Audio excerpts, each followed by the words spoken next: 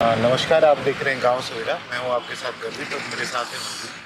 तो अभी पिछले दिनों से बहुत सारे लोगों की क्वेरीज आ रही हैं दिल्ली से खास करके, और उनको कुछ खास समझ नहीं आ रहा है कि ये किसान आंदोलन क्या चल रहा है, क्योंकि जो किसान नेताओं को जानते हैं मीडिया हाँ, के जरिए, हाँ, राकेश टिकैत, हाँ, उग्राहा, हाँ, ठीक है, और चढ़ूनी, हाँ। वो दिख नहीं रहे हैं। तो क्या समीकरण है कि बड़े किसान नेता दिख नहीं रहे हैं, लेकिन जो मूवमेंट है उसका कैडर उतना ही स्ट्रांग लग रहा है, लेकिन बड़े चेहरे नदारद है, एसकेएम के कई फैक्शन घूम रहे हैं। तो एक बार थोड़ा सा बताइए कि पिछले आंदोलन के बाद हाँ, जब प्रोटेस्ट खत्म हुआ दिल्ली में, तो शायद किसान मोर्चा एक था, तो उसमें किस तरह से टूट फूट हुई, और अभी कौन कौन से फैक्शन है जो शामिल है और कौन से नहीं है? देखिए, जब किसान आंदोलन दिल्ली में चला तो आपने बड़े जो नाम सुने, वो राकेश टिकैत का सुना, आपने गुरनाम चढ़ूनी का सुना, बलबीर राजेवाल का सुना, योगेंद्र यादव का सुना, और एक एसकेएम के साथ संयुक्त किसान मोर्चा था जिसमें बेसिकली लेफ्ट की जितनी भी किसान जत्थेबंदियां हैं उनका वो भी थी। उनका एम्ब्रेला ऑर्गेनाइजेशन एआईकेएससीसी, जो सेंटर से लेकर लेफ्ट तक की किसान यूनियनों का एक हिसाब से अम्ब्रेला ऑर्गेनाइजेशन है। और दूसरा जो ऑर्गेनाइजेशन ये कह लीजिए कि जिनकी कोई पॉलिटिकल लिनिएशन नहीं है, कईयों की थोड़ी सी राइट विंग की तरफ है, और कई गोविंदाचार्य जो आरएसएस से अवकाश प्राप्त कार्यकर्ता हैं, जो अब आरएसएस में नहीं कह सकते हैं कि पिछले लंबे समय से, तो उनके जो विचारधारा की तरफ से कुछ जत्थेबंदियां थी, तो वो मिलके संयुक्त किसान मोर्चा बना था। उसमें योगेंद्र यादव राजनीति में चले गए, भारत जोड़ो यात्रा, और वो आप सबको पता है। और उसके बाद पंजाब में आके बलबीर राजेवाल और उनके जो सेक्शन था, उनका जो फ्रैक्शन था, उसने चुनाव लड़ा, तो वो भी एक हिसाब से जब चुनाव लड़ा तो चुनाव में हारे भी पंजाब विधानसभा के में, और गुरनाम चढ़ूनी ने भी चुनाव लड़ा। ये सब थोड़ा सा डिस्क्रेडिट हो गए। अच्छा, अभी राकेश टिकैत की बात करते हैं। नरेश टिकैत की कुछ दिन पहले, सिर्फ एक महीना की भी बात नहीं हुई, बीजेपी की एक रैली निकल रही थी, और उस बीजेपी की रैली में जो यात्रा थी उसमें नरेश टिकैत शामिल होते हैं, और वो बाल्यान के साथ, संजीव बाल्यान के साथ देखे जाते हैं। और अभी भी उनका बहुत ढुलमुल स्टैंड है। राकेश टिकैत हालांकि चालाक है, वो इस आंदोलन को लेकर ऐसे नहीं कह रहे कि वो ऐसे कह रहे देखेंगे हम भी करेंगे, किसान तो है, सही मांग रहे हैं, आ जाएंगे, तो इस किस्म का। लेकिन उन्होंने कोई कॉल नहीं दिए कि वो दिल्ली बॉर्डरों पे आएंगे। तो एसकेएम था, एसकेएम जब आंदोलन 2020-21 का पूरा हुआ और पंजाब में चुनाव चले तो उसमें से एक सेक्शन चुनाव लड़ने के लिए चला गया, एक सेक्शन उसमें से टूट के उसने कहा कि हम नॉन पॉलिटिकल हैं, जिसमें जगजीत डल्लेवाल का जो सेक्शन था वो टूट गया, और उसने एसकेएम गैर राजनीतिक नाम से एक ऑर्गेनाइजेशन बनाई। एक एसकेएम ऐसा भी बच गया था जिसमें बहुत सारी ऐसे लेफ्ट लीनिंग जत्थेबंदियां थी, उग्राहा साहब टाइप जितनी भी जत्थेबंदियां थी, जो चुनाव में नहीं गए, और उन्होंने अपना जो कार्यक्रम था वो ऐसे ही जारी रखा। जो गुरनाम चढ़ूनी थे वो भी पंजाब में आके उनकी जत्थेबंदी ने भी चुनाव लड़े, लेकिन उनका कुछ हुआ नहीं। वो आपको पता है कि हजार 2,000 वोट आए, वो सब हार गए। तो ये जो जितनी बड़ी लीडरशिप थी, एक हिसाब से ये हो चुकी थी, डिस्क्रेडिट सी हो चुकी थी। और उसी एसकेएम में से जो फिर बच गया था, जो लेफ्ट, उसमें से भी एक धड़ा 18 किसान जत्थेबंदियों का निकला, और उसने किसान मजदूर मोर्चा बनाया। तो अब जो आंदोलन कर रहा है वो किसान मजदूर मोर्चा और एसकेएम नॉन पॉलिटिकल, ये दो धड़े कर रहे हैं, जिसमें जो बड़े चेहरे हैं वो स्वर्ण सिंह पंदेर हो गए, सुरजीत फूल हो गए बीकेयू क्रांतिकारी के, अच्छा, अमरजीत मोड़ी हो गए बीकेयू शहीद भगत सिंह के, जगजीत डल्लेवाल हो गए, उनकी जो किसान यूनियन है बीकेयू सिद्धू पर, और ऐसे ही अभिमन्यु कोहाड़ है, और रंजीत राजू है, ऐसे करके जसविंदर लोंगोवाल है, ऐसे कई सारे बड़े चेहरे हैं जो इस आंदोलन को कर रहे हैं। और ये सारी वो यूनियनें हैं जिनके पास बड़ा काडर है। रही बात उग्राहा साहब की, तो उग्राहा साहब की स्टेटमेंट आप देखिए। उग्राहा साहब बहुत बड़ी जत्थेबंदी है, हम जानते हैं कि पंजाब के मालवा में बहुत ज्यादा प्रभाव है, और वो चुनाव भी नहीं लड़ी, और वो कोई डिस्क्रेडिट फोर्स नहीं है, बल्कि प्रो पीपल फोर्स है।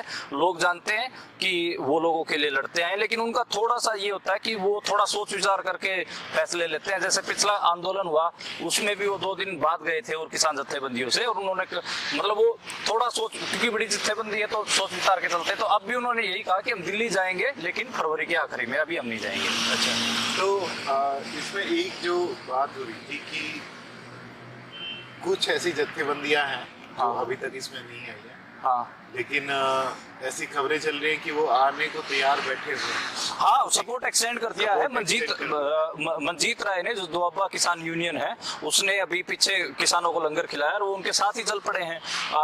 जो बीकेयू लखोवाल है वो भी तैयारी है, उसके जो डेराबसी के यूनिट हैं और जो पुआध एरिया के जो यूनिट है वो तैयार बैठे हैं और उन्होंने तो अपने ट्रैक्टर ट्रालियां तैयार कर ली हैं। जो नहीं आए हैं और जो अड़े हुए हैं कि हम नहीं आएंगे, उनका मैं आपको बता देता हूँ। एक तो कीर्ति किसान यूनियन है, दूसरी पंजाब किसान यूनियन जिसका है रल्दू सिंह मानसा। किसान नेताओं से थोड़ा आपको ज्यादा आइडिया हो जाएगा। राजिंदर सिंह दीपवाला, रल्दू मानसा और कांति रुड़का, उनका नकली नाम, उनका असली नाम ध्यान आएगा तो मैं उनका, रुड़का उनका गांव है और कांति उनका निकनेम है। तो वो ये लोग ऐसे हैं कि जो नहीं आ रहे। हाँ, किसान सभा AIKCCPM की है, वो भी इसमें शामिल नहीं है। तो जो मेजरली इलेक्टोरल लेफ्ट के फोर्सेस है या जो उन पार्टियों के जो इंडिया अलायंस में चले गए हैं, उन्होंने इस आंदोलन से हाँ, एक मतलब इसमें एक एसकेएम में एक पोजीशन भी बनाई गई। दर्शन पाल भी नहीं है इसमें, इस कॉल में, लेकिन दर्शन पाल की जत्थेबंदी में एक आम सहमति है कि हमें दिल्ली जाना चाहिए। बेसिकली एक जैसे अलग अलग पॉलिटिकल पोजीशन बनती है किसी भी चीज को लड़ने के लिए, तो कई लोगों 4 किस्म की पॉलिटिकल पोजीशंस मेनली किसान यूनियनों में बनी। पहली ये थी कि हमें जो कुछ भी हासिल होगा वो आंदोलन के रास्ते से हासिल होगा, हमें आंदोलन करने चाहिए लगातार और उन आंदोलनों के दबाव से सरकारों से हमें चीजें लेनी चाहिए। दूसरे किस्म के थे कि हम आंदोलन कर करके थक गए हैं, हमें चुनाव लड़ना चाहिए और चुनाव में हमारी सरकार बना के हमें सरकार में रहते हुए किसानों के लिए फायदे पहुंचाने चाहिए। उसमें बलबीर राजेवाल, गुरनाम चढ़ूनी, ये आज भी ऐसी बात करते आपको मिल जाएंगे। तो और इन्होंने तो मुख्यमंत्री तक के सपने देख लिए थे, आपको पता है। तीसरे किस्म के ऐसी जत्थेबंदियां हैं जिनकी जो मेन पार्टियां हैं वो इंडिया अलायंस में शामिल हैं और उनका एक हिसाब से ओपिनियन इस किस्म का है कि लोकसभा चुनाव है, इस लोकसभा चुनाव में हमें इनडायरेक्टली इंडिया अलायंस का मदद करना चाहिए और इस वजह से हमें आंदोलन नहीं करना चाहिए। चौथे किस्म की जो अभी एक हिसाब से सड़कों पे भी हैं और दिख रहा है हमें, जिनको लग रहा है कि अभी सही मौका है, कि ये टेक्टिकली बहुत सही मौका है कि अभी हमें आंदोलन करना चाहिए, हमारी जो वादा खिलाफी सरकार ने की है, जो हमारी डिमांड्स पूरी नहीं की है, उनको पूरा करवाना चाहिए। उसमें बेसिकली ज्यादातर ऐसी जत्थेबंदियां हैं जिनका इलेक्टोरल पॉलिटिक्स में कोई विश्वास नहीं है। तो इसमें एक और वो है मेजर चीजें हैं कि यूनियनें भी उस तरह से नहीं रही जो पिछले चुनाव में थी। जैसे कि हमने देखा कि गुरनाम सिंह चढ़ूनी की जो यूनियन थी, हाँ, वो टूट गई है हरियाणा में, टूट गई है। हाँ, उसका ज्यादा वाद में अलग, वाद इलाके में उसका अलग एक यूनिट बन गया है, पंजाब वाले दूसरे यूनियनों में शामिल हो गए, ठीक है। इसी तरह से जो बीके ब्रिगेड थी, हाँ, उसमें भी धर्मेंद्र मलिक और वाला सेक्शन टूट के चला गया। हाँ, तो अगर संख्या के हिसाब से देखा जाए कि मान लो तो संख्या के हिसाब से, कैडर के हिसाब से देखें तो कौन कौन सी जत्थेबंदियां, तो अगर सबसे बड़ी जत्थेबंदी की बात करें तो नो डाउट 2 जत्थेबंदियां या 3 जत्थेबंदियों का हमेशा जिक्र होता है। बीकेयू उग्राहा का जिक्र होता है, अच्छा, किसान मजदूर संघर्ष कमेटी का जिक्र होता है और बीकेयू सिद्धूपुर का जिक्र होता है पंजाब के मामले में खासकर मैं कह रहा हूँ। तो इनके पास बड़ी स्ट्रेंथ है और बीकेयू और एक हिसाब से देखें तो जो बीकेयू उग्राहा है वो मालवा इलाके में ज्यादा सक्रिय है, किसान मजदूर संघर्ष कमेटी जो माझा इलाका अमृतसर की तरफ उधर ज्यादा सक्रिय है और बीकेयू सिद्धूपुर मालवे में भी है और कुछ थोड़ा उस दूसरी तरफ भी है। बाकी अलग अलग पॉकेट्स में पंजाब की अलग अलग यूनियनों का काम है। और अगर हरियाणा की बात करें तो हरियाणा, क्योंकि हरियाणा में जो प्रमुख किसान नेता थे या यूनियन थे, हाँ, इतनी दाबिशों के बावजूद, हाँ, तो मेरे ख्याल से चढ़ूनी को अगर छोड़ दिया जाए तो उसके अलावा तो सभी नेता मोटे तौर पे इसमें शामिल हैं। हाँ, मतलब मोटे तौर पे कह सकते हैं ज्यादातर इसमें है और इतनी दबिश दी जा रही है तो वो पंजाब में ही घूम रहे हैं बेचारे कुछ। लेकिन इस बार वेस्टर्न यूपी में प्रभाव इसका कम है। तो वेस्टर्न उत्तर प्रदेश में प्रभाव, अब की बार किसान आंदोलन का प्रभाव कम है। तो वेस्टर्न उत्तर प्रदेश में थोड़ा सा जयंत का बीजेपी में जाने से जो मनोबल टूटा है वहाँ के किसानों का, और दूसरा टिकैत भी सक्रिय नहीं है और नरेश टिकैत तो खुलेआम संजीव बाल्याण की उसमें चले गए थे सभा में। और एक बार तो उन्होंने जो हरियाणा के मुख्यमंत्री दुष्यंत चौटाला, उनसे अपने घर में एक लाइब्रेरी का उद्घाटन करवा दिया था, पैसे ले लिए थे, तो उसमें हरियाणा वाले किसान जाके उनकी उस लाइब्रेरी का पत्थर भी उखाड़ के फेंक के आए थे। तो ये बड़ा मतलब आपको अजीब लगेगा, लेकिन मीडिया कई बार बहुत ऐसे बड़े बड़े फिगर्स को हाइप देता है जिनका कैडर या फिर जिनका काम जमीन पर उतना नहीं होता, और कई बार जिनका बहुत ज्यादा काम होता है जमीन पर उनको उतना हाइप मिलता भी नहीं है।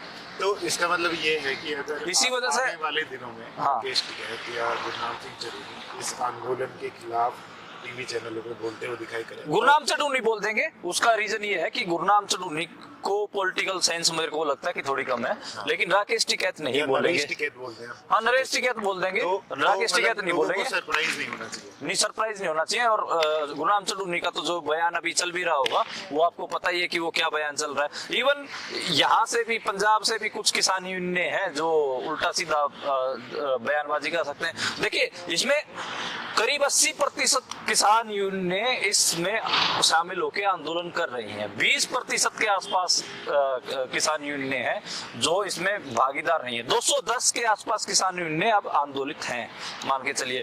पंजाब में मोटा मोटी 7 से 8 किसान यूनियन इस आंदोलन में शामिल नहीं, जिसमें 6-7 लेफ्ट की हैं। अच्छा, 1-2 जो हरियाणा की जत्थेबंदियां शामिल नहीं है। एक नेशनल लेवल पे देखें तो बीके टिकैत वाली और AIKS जो है किसान सभा और भी जो लेफ्ट के इलेक्टोरल लेफ्ट के जो दड़े हैं वो शामिल नहीं है। तो वो इस आंदोलन के बारे, लेकिन उन्होंने 16 की कॉल की, 16 को भारत बंद की कॉल दी है। तो मांगों से वो सहमत है, लेकिन वो अभी आंदोलन करने के बाद, हाँ, मतलब ये कह सकते हैं वो मांगों से सहमत है। और मैंने इसलिए जो आपका राजनीतिक नुक्ते शुरू में प्रेजेंट पॉलिटिक्स का किसान राजनीति के 4 बताए थे, उसमें उनका जो अभी का जो स्टैंड है वो बहुत क्लियर है। उनको लगता है कि कहीं ना कहीं हमें इंडिया अलायंस का फायदा करना चाहिए और अभी आंदोलन करना नहीं चाहिए। अच्छा, तो और अगर प्रमुख मांगे इसकी देखी जाए, क्योंकि कल आपकी शायद दिलीप मंडल से बहस भी हुई, हाँ, तो वो किस बारे में थी और क्या? हाँ, तो इसमें मांगों का लेकर बड़ा चक्र है कि लोग सोचते हैं कि सिर्फ किसान हैं वो भी, और एक नैरेटिव चलाया जाता है कि बहुत बड़ी बड़े जमींदार आ रहे हैं जिनके पास तो लाखों एकड़ जमीन, हजारों एकड़ रकबा है इनके पास और ये तो लूट के खाते हैं टाइप। ऐसा नहीं है। छोटी 85% के आसपास स्मॉल जो पेजेंट्री है जिनके पास 10 एकड़ से कम जमीन है वो किसान आपको इसमें शिरकत करते मिलेंगे और MSP की मांग कर रहे हैं वो।